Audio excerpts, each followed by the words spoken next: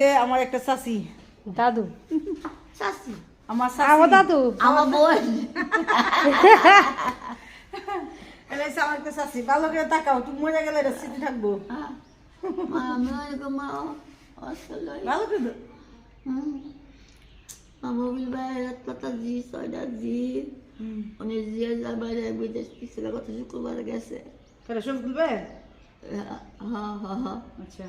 Saudi দিছে যাক আলহামদুলিল্লাহ ভালো হয়েছে যে জামা যায় নিছে যে জমা দিয়েছি মা মোবিল বাই স্টুপ করছে 3 মাস থাকছে এসির ভিতরে অনেক যে জামাইতে হালায়ে